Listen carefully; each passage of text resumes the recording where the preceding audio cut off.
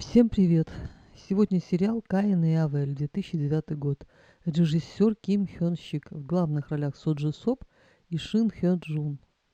Название точно определяет суть происходящего в сериале. Все знают библейскую притчу про то, как Каин убил брата Авеля из зависти, если упрощенно говорить о причине убийства. Вот, наверное, можно не продолжать. Всем стало понятно, о чем сериал, но название канала побуждает меня к занудствованию, поэтому я продолжу. Я смотрела сериал и думала, почему люди так ненасытны и завистливы.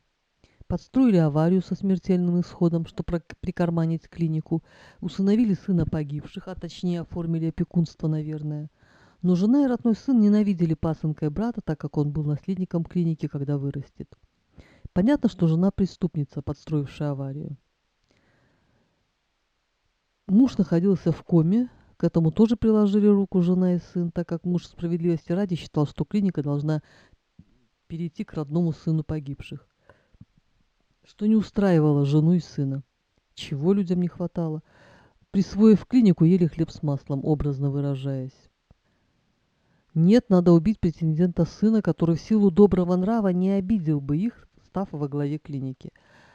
Почему людям все мало и мало? Они не могут вовремя остановиться. Хлеб с маслом вчерашний день, сегодня красную икру ложками.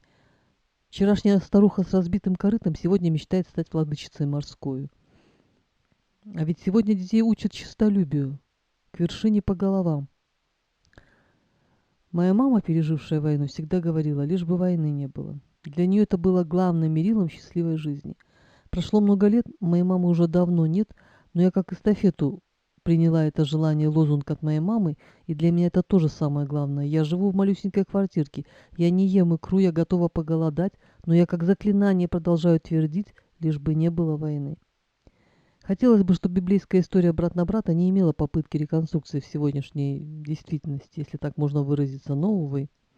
Как всегда, сериал затянутый, нудный, вполне можно было уложиться в 10 серий, но за то, что он навел меня на серьезные размышления, можно простить ему все. Хорошо хоть сериал про медицину. Корейцы так подробно показывают ход операции, что возникает ощущение реальности. Мне почему-то казалось, что Суджи Сопу порядком надоело играть в этих похожих друг на друга сериалах.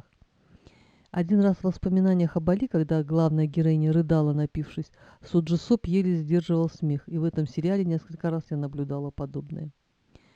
Все всем надоедает. Надоедает каждый день подходить к станку, надоедает сидеть в офисе за компом, надоедает учиться, надоедает лечить людей и даже быть актером, изображая очередную потерю памяти или влюбленного идиота, надоедает. Не надоедает только прием пищи. Вкусно покушать мы любим все. Главное вовремя остановиться и не съесть чужой кусок пирога. Финал мне показался странным. Месть дело праведное. Как человека я могу понять главного героя, но как нейрохирурга оставить часть опухоли во время операции как-то это подленько. Из всех работ Суджи Сопа я могу выделить работу в несмонтированном фильме.